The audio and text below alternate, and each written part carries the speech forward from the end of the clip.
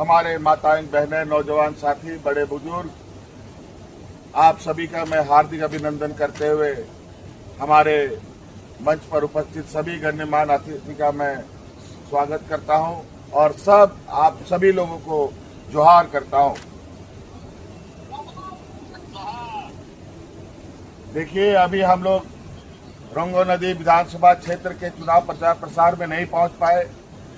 वो इसलिए नहीं पहुंच पाए कि आज प्रधानमंत्री जी का कार्यक्रम हो जाने की वजह से हम सभी लोगों का हेलीकॉप्टर को उड़ने नहीं दिया गया और हम लोग को जहां है वहीं पर रहने के लिए आदेश दे दिया गया है। और बड़ा ही विचित्र है, आज हमारे प्रचार को इन लोगों ने बड़ा सुनियोजित तरीके से ठप करने का ये प्रयास किया। प्रधानमंत्री अपने कुर्सी और अपने ताकत के बल पर सभी राजनीतिक दलों को इसी तरीके से चुनाव के अंतिम चरण पे जब सभी लोग बहुत रफ्तार के साथ प्रचार प्रसार कर रहे होते हैं, इनका प्रचार प्रसार कैसे कब हो, ये अपने शस्त्र का उपयोग करते हैं। आज आपके बीच में हम नहीं आ पाए, लेकिन हमारे जोश में कोई कमजोरी ना हो और किसी भी तरीके का हमें डराने का जो प्रयास हो, उस डर को हमें बाहर निकालना है, क्योंकि ये लोग इन प्रकार चुनाव जीतने का हमेशा से प्रयास किया है। कभी वोट चोरी करके चुनाव जीतना या फिर हमें चुनाव प्रचार प्रसार करने से रोकना।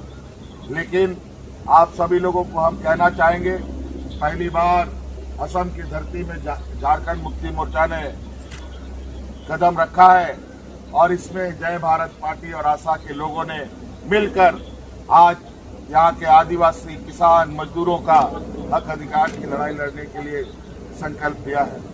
आज इसको लेकर के हम लोग विशुद्ध रूप से राजनीतिक मैदान में है और आज आपके हक हकूक की लड़ाई के लिए हम लोग तैयारी में है। इसके लिए राजनीतिक ताकत मजबूत करना बहुत ही जरूरी है और इसलिए गंगा नदी के सभी माननीय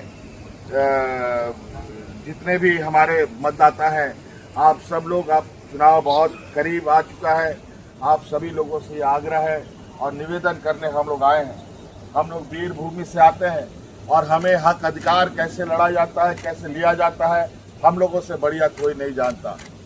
और इसलिए आप लोग के बीच की जो समस्या है, इसको पहले चरण में लेते हुए आपके असम के जितने भी चाय बागान के क्षेत्र हैं, इसको हम लोगों ने चुना है।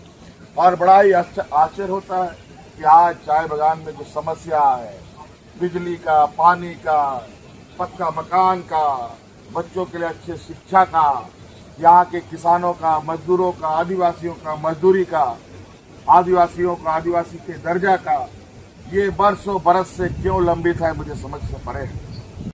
बना था जब बंगाल नहीं बना था, जब उड़ीसा नहीं बना था, और जब आज असम बन गया, बिहार बन गया, झारखंड बन गया, उड़ीसा बन गया, वहाँ का आदिवासी आदिवासी बन गया और यहाँ के आदिवासी आदिवासी नहीं बन पाए। ये कहीं ना कहीं बहुत चिंता का विषय है और कहीं ना कहीं लोगों ने बड़ा सुनियोजित तरीके से हमें अलग थलग यहाँ असम में रखा है। लेकिन आपको नहीं मालूम, चाय बागान में हमारे आदिवासी किसान की संख्या इतनी है, अगर आप लोगों ने एक साथ एक मंच पर, एक छाता के नीचे, एक छतरी के नीचे आ गए, तो आप असम की कोई भी सरकार हो, आपके आदेश पर वो उठेगा और आपके आदेश पर ही बैठेगा। इतनी ताकत है आप में। आज आपकी इस ताकत को पहचानने के लिए, इस ताकत को एकत्रित करने के लिए आज असम में हम लोग आपके बीच में आए हैं, ताकि आप जो बरसों बरस से, सदियों से जो आप हक अधिकार की लड़ाई लड़ रहे हैं, वो हक अधिकार आपको मिल सके। बड़ा ही शर्म लगता है कि असम के चाय बागान के लोगों को 250 रुपये मजदूरी मिलता है, जबकि देश का कोई ऐसा राज्य नहीं है जहां मजदूरी आज 250 रुपया मिलता हो। सभी जगह कम से कम 500 रुपया मजदूरी मिलता है। और आज आपके वोट खरीदने के लिए महिलाओं के खाते में 9,000 रुपये दिया जा रहा है। ये 9,000 रुपया अगले 5 साल तक आपको गुलामी बनाने के लिए इन लोगों ने दिया है। 5 साल में एक बार 9,000, ये बड़ा चिंता का विषय है। क्या 9,000 रुपया 5 साल किसी का चलेगा?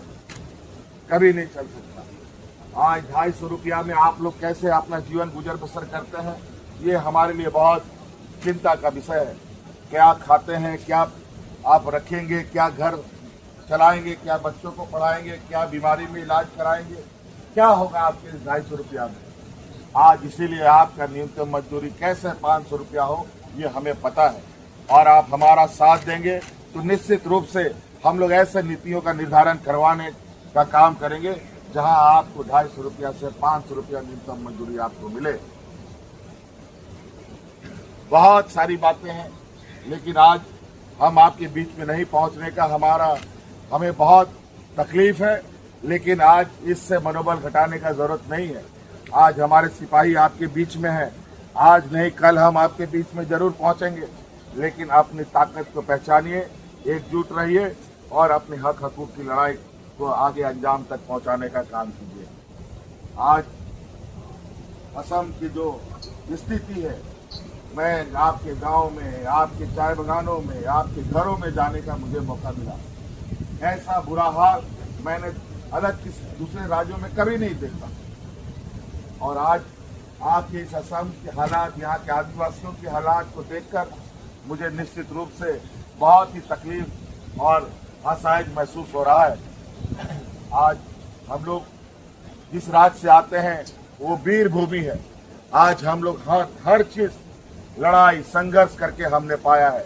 आप जैसे आदिवासियों की ताकत से, आप जैसे किसानों की ताकत से, आप जैसे मजदूरों की ताकत से हम लोगों ने अलग राज बनाया इस देश के अंदर। आप जैसे लोगों की ताकत से हम लोग अपने अबुआ सरकार चलाते हैं। आज झारखंड में जाके देखें, हर किसान, मजदूर, आदिवासी, दलित, पिछड़ों के चेहरे में मुस्कान होता है। लेकिन आज यहाँ असम के राज्य में देख रहा हूँ, यहाँ पीने का साफ पानी नहीं, यहाँ रहने का पक्का मकान नहीं, यहाँ पर सड़कों की हालत बद से बदतर है। आपके कंधे पर पूरा चाय बागान है। असम की पहचान चाय बागान से है। असम की अर्थव्यवस्था चाय बागानों पर है। लेकिन यहाँ के किसान, आदिवासी दिन ब दिन आप सब लोग बेहाल होते जा रहे हैं। ये 250 रुपये ये है आपको वेतन मिलता है, जिससे आप 1 किलो नमक भी ना खरीद पाए बढ़िया वाला। आप अगर बाजार में जाएंगे, अच्छा क्वालिटी का आप जहर लेंगे तो 250 रुपये में वो जहर नहीं आएगा। और वो ऐसा जहर मिलेगा कि जिस जहर से कोई आदमी ना मर सकता है ना जी सकता है। आज इसीलिए हमें लगता है ये राज्य की सरकारों ने आप सभी चाय बागान में रहने वाले आदिवासी किसानों को ना जीने के लिए छोड़ा, ना मरने के लिए छोड़ा है। और निश्चित रूप से यही हालत हम लोगों की रही तो जिस तरीके से हम पुरखा बाय पुरखा हम लोग मजदूरी और भेजा कुली का काम करते रहे हैं हमारे पूर्वज, उसी प्रकार हमारे आने वाली पीढ़ी भी करती रहेगी। अगर हमारे आने वाली पीढ़ी को सुरक्षित करना है, डॉक्टर, इंजीनियर, वकील बनाना है, IAS, IPS बनाना है, तो आपको अपना ताकत एकजुट होकर के अपना अधिकार की लड़ाई लड़नी पड़ेगी। इसलिए आप लोगों से आग्रह निवेदन करने के लिए आए हैं कि 9 तारीख को चुनाव है और गंगा नदी के जो